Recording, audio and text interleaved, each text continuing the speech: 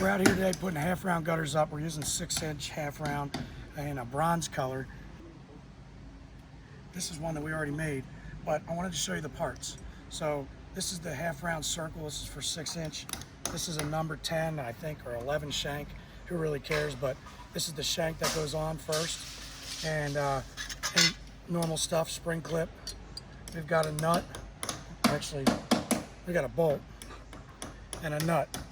And then we've got end caps, and we've got colored zip screws, and we've got something to fasten these shanks onto the fascia board.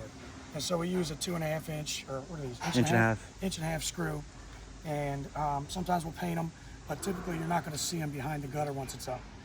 So they're the parts. And then let me show you how we put this on in order to make sure that it drains and that it stays up there for a long time. So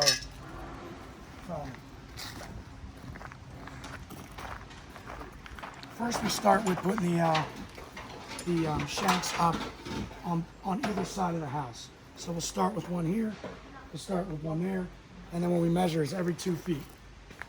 If, for example, this is 3 feet, 6 feet, and it's in the middle of the two, we just split the difference. It's not a big deal, but we want to make sure that it's 2 feet on center because there's going to be a lot of water coming in here. There could be a lot of ice, and there could be a lot of leaves and stuff in there. So if we do 3 feet or 4 feet, it'll typically get a sag. It'll bend the gutter.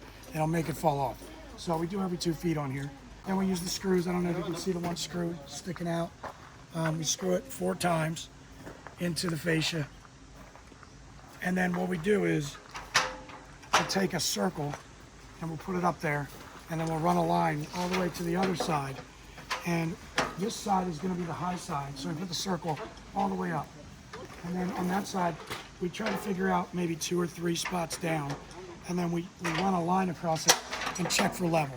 We want it to go 1/4 inch every foot to drain. So we're looking to have that bubble be at least 1/4 inch off the center line. And then we put the gutter up. So we'll show you that in a second when they put these hangers up. And I'll show you what is going on over here with the gutter. So now we have to manufacture the gutter. So we take our measurements. Hopefully Oscar knows how to measure. And he cuts it where we need it. And this is where we put the end caps on both sides. Is this your tool? That's my baby. This is your baby? Yeah. They took it from me though, they adopted it. This is the circle that we talked about. And one of the things you want to make sure that you do is that line, that string line or whatever you use is at the top of that hanger, not at the bottom. And it wraps around the top. And then we run it all the way to the other side where they put it around the top of that hanger. And then we check for level. So you'll see how it runs across the top, and right in the middle of that hanger is where we're going to hang it, and then we're going to check for level. You can use a line level or you can use a torpedo level, but as long as that level line is 1/4 inch off center going in the right direction that you're draining, you'll be in good shape. And then what you do is you then add all the hangers in so that the middle of the hanger touches right underneath of the hanger we're installing to the shank.